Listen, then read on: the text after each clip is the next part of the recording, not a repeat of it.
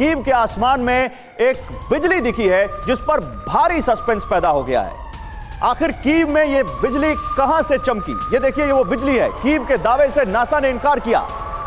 असल में कीव ने दावा किया था कि नासा के किसी सैटेलाइट का मलबा है जो ये गिर रहा है, लेकिन नासा ने कहा कि हमारा कोई सैटेलाइट अर्थ के ऑर्बिट में आया ही नहीं, कोई सैटेलाइट पृथ्वी पर गिरा ही नहीं।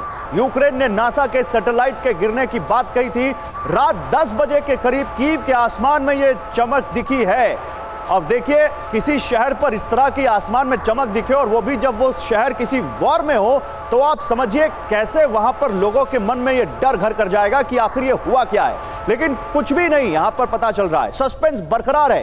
कीव ने कहा कि नासा के किसी सैटेलाइट का डेब्री है, ये उसका मलबा है। नासा ने साफ इनकार कर दिया। नासा ने कहा हमारी कोई सैटेलाइट नहीं गिरी है जिसका ये आप मलबा बता रहे हैं। बिग वॉल पर आपको दिखाते हैं इस बारे में। क्या इसको भी 30 अप्रैल से जोड़ें? क्या रूस का भी इसमें कोई हाथ हो सकता है? देखिए, ये विजुअल तो हम आपको दिखाई रहे हैं। ये विजुअल जो चमक रहा है ये कीव के आसमान में दिखा, लेकिन यूक्रेन के दावे को नासा ने मना कर दिया, हमारा कोई सैटेलाइट नहीं गिरा। यूक्रेन की वायुसेना ने कहा कि नासा का कोई सैटेलाइट हो सकता है। नासा का बयान ये हमारा सैटेलाइट नहीं है।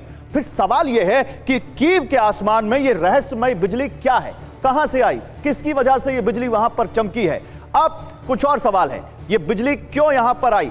इस पर रूस पर तो कहीं इसका कोई रूस पर तो कोई शक नहीं है। रूस कुछ बड़ा तो करने वाला है, लेकिन क्या इस बिजली का रूस से कोई कनेक्शन है? रूस क्या कीव की जासूसी कर रहा है? रूस का क्या कोई सीक्रेट वेपन भी हो सकता है? आखिर रूस पर सवाल क्यों उठ रहे हैं, यह भी आप जान लीजिए। क्योंकि राजधानी होने की वजह से यूक्रेनी राष्ट्रपति जेलेंस्की का वहां पर हेडक्वार्टर है। वहां पर कीव पर कब्जा करना जरूरी है। 30 अप्रैल से पहले रूस का कोई जासूसी मिशन तो नहीं है। ये भी संकेत यहां पर ये भी कयास लगाए जा रहे हैं। एवं श्रीवास्तव, आप कैसे देखते हैं, अगर नासा का सैटेलाइट नहीं है तो इतनी खतरनाक बिजली कैसे? क्योंकि कोई हथियार भी नहीं है, कोई वहां पर नुकसान भी नहीं हुआ है। देखिए, आपकी बात सुनने के बाद से तो मुझे एक ही मैं कयास लगा सकता हूं, जिसे कहते हैं गेस आप कर सकते हैं। वो ये है कि ये लाइट अप करने के लिए उस एरिया को लाइट अप करने के लिए कार्ट्रिजेस होते हैं जो हम छोड़ते हैं और पता वो इतनी भयानक बिजली देते हैं, इतनी भयानक एरिया बहुत लाइट अप हो जाता है और बहुत ज्यादा लाइट अप हो जाता है थोड़ी देर के लिए। तो अगर ये उसका कोई सक्सेसफुल या अनसक्सेसफुल प्रयास है कि हम ऐसा करके देखना चाहते हैं वहां कैसे होता है, किस तरह की भगदड़ मचती है, किस तरह का एरिया दिखता है, इसमें सिर्फ हम गेस कर सकते हैं। कौन करता है? दुश्मन देश करता है? कौन करता है? क्या कह रहे हैं आप? ये कौन करता है? दुश्मन देश करता है? दुश्मन देश ही करता है, जिसको उस पर अटैक करना है, जिसको उस एरिया अटैक तो कुछ हुआ नहीं सर वहां पर।